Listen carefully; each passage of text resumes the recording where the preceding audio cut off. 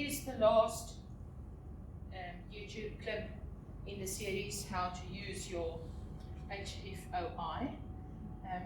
There is a clip available on the setup of the circuit and how to calibrate your flow sensor. There is a YouTube clip available on the orientation of your machine, the layout, and how to basically use your machine. And last but not least, the machine can do nasal CPAP and nasal nCPAP on the same circuit. And therefore, I'm just going to show you or orientate you to how to connect it for your patient if you want to do nasal CPAP or nasal nCPAP for your patient. In conventional ventilation or oscillation, you have inspiratory, expiratory, and the proximal flow sensor that you use. When you do nasal CPAP, you will see that your machine is marked nasal CPAP. So you are going to use the nasal CPAP connector, and you're not going to use inspiratory or expiratory.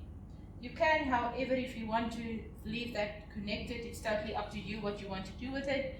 At the end of the day, you're going to use a proximal and your nasal CPAP line. Okay, so you are going to use your blue limb. Maybe if we can just get a bit closer. I'm just going to remove the heater wire from here. So you're going to use your blue line for nasal CPAP, and what you're going to do is you're going to disconnect it from your circuit. See, it always works when you, it screws in. There we go. So you're going to use your blue line for your patient, and you are going to use your proximal pressure line, and the proximal pressure line just disconnects from there. If you want to go back to conventional ventilation, you will just press it in until it clicks, and you will reconnect that line and your heater wire in there again. But for the sake of nasal CPAP, we're going to use that, and we're just going to use our proximal line. We're not going to use the expiratory limb of the ventilator. I'm just going to hook this there so that it's not in our way. This is what we are going to use. First of all, you're going to move your heater wire to that connection.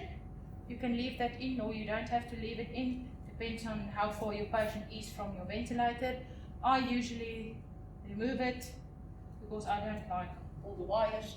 So I usually remove my small blue and I just connect it like that so it stays clean, and then it goes into your little sterile towel where you can keep it safe if you want to ventilate again.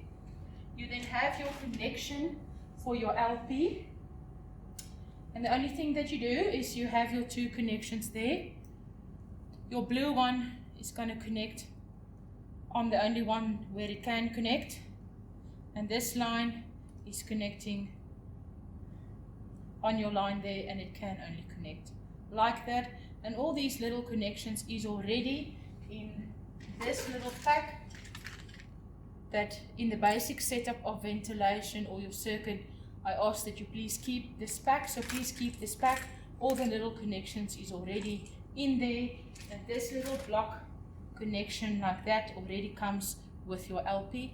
So you only connect, your heater wire moves, and your proximal flow meter moves. You now need to get gas from the machine or air from the machine to your humidifier.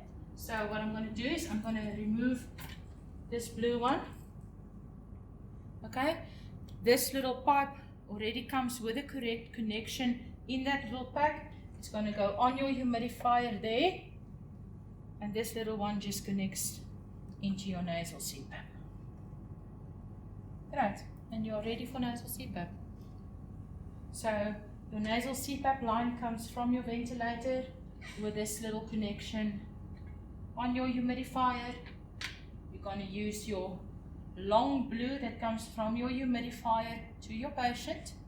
You move your heater wire closest to your blue line, and you put your little proximal flow line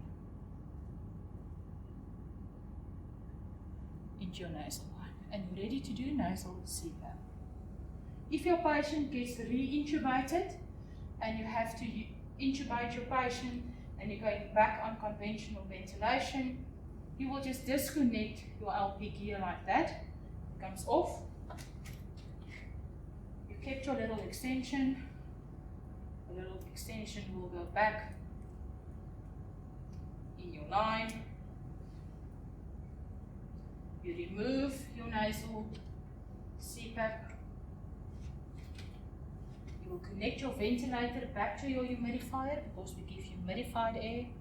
And the only thing that you will do, you will move your humidifier. Sorry, there's mine. You have two connections. You will just reconnect that you have an inspiratory and an expiratory limb. You will reconnect your heater wire. And then please just make sure that you put your little cap back on where your heater wire was in. Otherwise you will lose all your pressure. So you now again have a closed circuit. Your proximal pressure line can go only one way. It just connects back into your ventilation circuit and you can ventilate. Please remember, if you move from ventilation to nasal CPAP, you're only going to use this. You do not use the proximal flow sensor. So if you re-intubate your patient and you go back to conventional ventilation, you need to do the 3-second calibration of your flow sensor to calibrate it. And the way that you go back to flow sensor calibration is by just pressing the calibration key on your machine.